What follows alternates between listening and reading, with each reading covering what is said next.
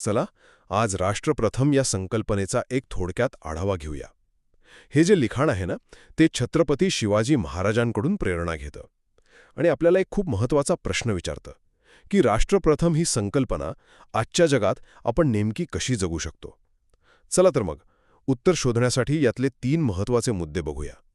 पहिली गोष्ट म्हणजे या विचाराचा पायाच महाराजांच्या आदर्शात आहे. त्यांच्यासाठी राष्ट्र म्हणजे फक्त एक जमिनीचा तुकडा नव्हता. अजिबात नाही. ते होतं लोकांच्या भावना, त्यांचा त्याग आणि अभिमानाचं एक जिवंत प्रतीक.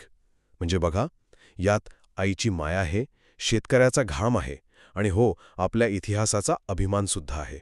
आता दुसरी गोष्ट, महाराजांच्या याच व्याख्येमुळे ना एक थेट प्रश्न आपल्यासमोर येतो आणि हा प्रश्न आपण स्वतःला विचारायलाच हवा की आपलं जगणं फक्त मी पुरतं मर्यादित आहे की आपण म्हणून देशासाठीही आहे. हा जो मी विरुद्ध आपण मधला संघर्ष आहे ना, तोच आपल्याला वैयक्तिक स्वार्थाच्या पलीकडे पाहायला शिकवतो. आणि तिसरी आणि सगळ्यात महत्त्वाची गोष्ट, हा विचार फक्त डोक्यात ठेवून काय उपयोग, बरोबर? तर हे तत्त्व रोजच्या जगण्यात कसं आणायचं? उत्तर अगदी सोपं आहे. आपल्या कामातला प्रामाणिकपणा, कर्तव्यातली निष्ठा आणि निर्णय घेतानाचं धैर्य, याच गोष्टींमधून राष्ट्रप्रथम हे तत्त्व खरं तर प्रत्यक्षात येतं. आणि जेव्हा देश प्रथम असतो ना, तेव्हा वैयक्तिक स्वार्थ आपोआप लहान वाटतो आणि भीतीसुद्धा दूर होते.